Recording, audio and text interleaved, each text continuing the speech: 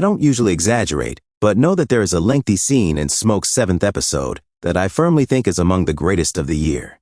In it too, very little, if anything, occurs. However, the interplay between two actors at the peak of their respective game is profound, subtle, and magnificent. It's an award-worthy turn for Intara Guma Mbaho Wine in particular, which is noteworthy considering how outstanding he was in the last episode. Though the difference is slight, I'm still not sure Whitewashed Tombs surpasses that.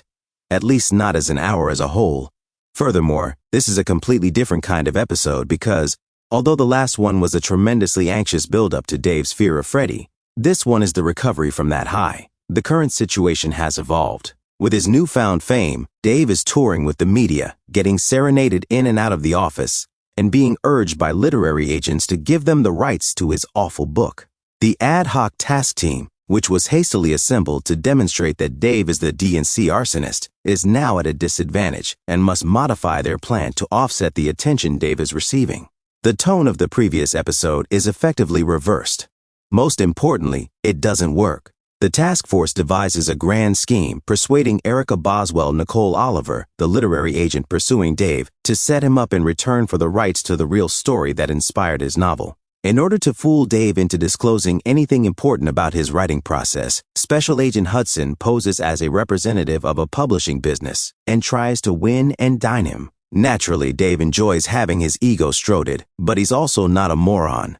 The plan reveals his motivation, which is that he feels he is smarter than everyone else and hasn't been rewarded accordingly because society is always giving opportunities to unworthy individuals. Although it isn't overt, it contains a hint of red pill men's rights movement. In any case, Dave clams up after sensing that something is wrong. One of the major turning points in a sharp decline is this. Another occurs when Dave believes he has the right to have Ashley back because of his newfound hero status, and he is ejected once more. You can tell this annoys him since he lies and acts as though everything is fine when other characters inquire about Ashley throughout the show. But Freddy's is arguably the most significant of them. In addition to being aware of Reba, Ezra also included her and Dave in two of his earliest attempts at making amateur home movies. Reba was completely into Dave's sexual fantasies, despite the fact that filming them was unsavory, as Ezra makes obvious. This is essentially verified when Michelle visits Reba in person. Michelle repeats what Ashley says about Dave's alter persona, but Reba says she never saw any of that in him, which is obviously untrue. She was just more attracted to that aspect of him than she's prepared to admit. Reba calls Dave as soon as Michelle leaves. Although the specifics of the call are not disclosed to us, we are able to make a reasonable assumption. Burke is aware that his coworkers are on him because of this, the disastrous publisher meeting, and his actions during the celebration held in Dave's honor. It is now inevitable that he will unravel.